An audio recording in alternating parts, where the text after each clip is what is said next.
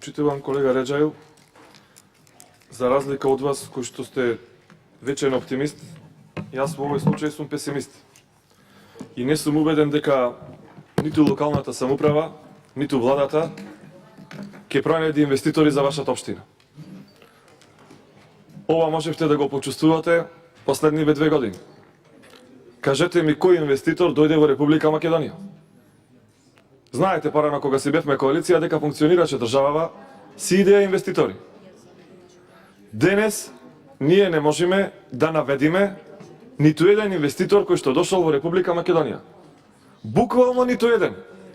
Не само што не дошол, туку нема најавен и да дојде.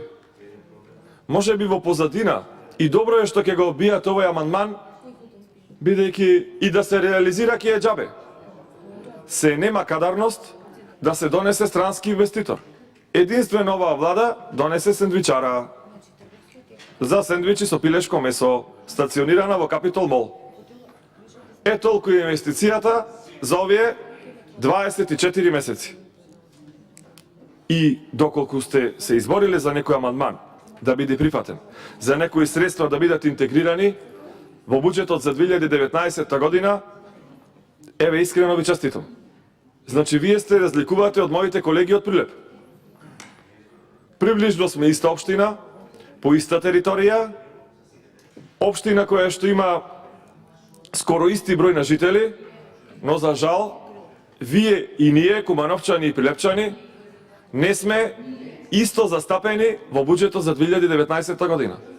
Барем ваша општина некаде фигурира во списоков на желби наречен буџет. Фигурира. Можеш да прочиташ Куманово, да се реконструирала болница, здравствен дом, некој регионален, локален пат. За Прилеп, почитуван колега Реджаил, не можам тоа да го кажам. Некој недоволно излобирал Прилеп да добие некој капитален проект, нешто му текнало него, туку проект кој што е дел од програмата што Социјалдемократскиот сојуз ја промовираше на митингот. Зошто Прилеп да не добие, почитуван колега Реджаил, и нашите пратеници да не се изборат за градинка, за сала во Кире Гавриловски и во Блаже Конески? Зошто прилепчани да се трујаат и да не добијаат 4 екоавтобуси? Зошто, колега Реджаил, прилепските пожарникари да не добијаат 2 нови возила за амандманот кој што денес помина без наше присуство?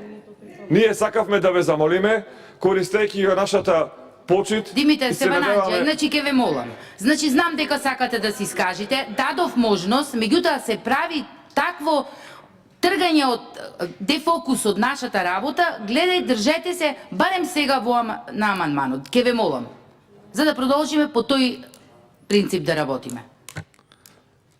Председателки, ако внимателно наследувате дискусијата, јас зборував по амандманот и сакав да направам паралела.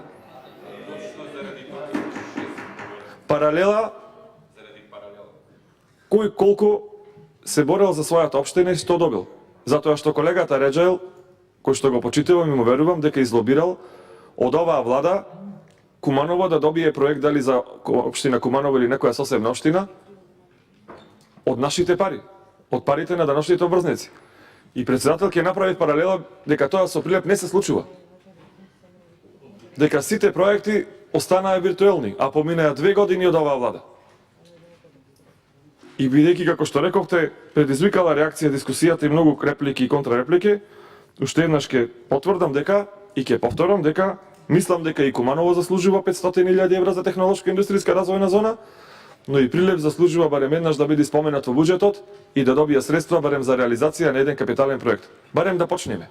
Затоа што најголема инвестиција во Прилеп е предпријатие за гасификација кој што ќе проработи по 7 години. И 12 работени шофери во пожарна, а пожарни возила немаме. Ова го правам бидејќи са бајле од оправдани причини не можев да го бранам тој амандман. На 3 места беше блокиран патот Прилеп Скопје. И затоа морам да искористам оваа прилика да го потенцирам тоа. И за волја на вистината, што не е коректно, сме биле посочувани како колеги од Прилеп кои што не биле тука да ги бранат амандманите. Еве сега, мислам дека доволно ги одбранивме и му кажавме на нашите сограѓани што се бараме, а ништо не добивме во буџетот за 2019 година. Град од 100.000 жители, најголем по територија, не заслужува да не биде споменат, а камоли да не добие ниту еден денар. Буквално ниту еден денар. Зошто децата од Кире Гавриловски да не добијаат сала, кажете ми? Еве, тоа е следниот амандман кој што жестоко ќе го браниме. Затоа што и во програма, и на митинг, и на мини трибини, секаде, пратениците на Социјалдемократскиот сојуз од Прилеп и советниците се шетаја со билборди дека децата во Кире Гавриловски и во Блаже Конески ќе добијаат сала. Каде е театарот? Градинка добивме, градинка што ја направи ВМРО ДПМН, а дојде Мила Царовска да ја отвори. Е, такви проекти добиваме ние. Добивме и прочистителна станица 21 милион евра, на кој што пратениците од Прилеп не беа поканети, ама дојде премиерот и министрите се сликаја дека ја завршиле работата. А таа прочистителна станица ја градевме 5 години. Дајте да бидеме реални. Ниту шајка од тогаш се нема ставено. Ниту 1 километар асфалт, барем да се токмевме со штип. Тие направиле километар асфалт. Нашиве пратеници не се изборија за тоа. Да не правиме муабет зона поскапувања. Инфраструктурни проекти, клучки, ништо. Шофери имаме, возила немаме. Така функционира. Газ немаме, предпријатие имаме. Така функционира нашава самоуправа. Водата поскапа 80%. Но, за жал, тие добија довербата и денеска имаат можност да им покажат на граѓаните како се работи. А како се работи, гледаат. Ви благодарам.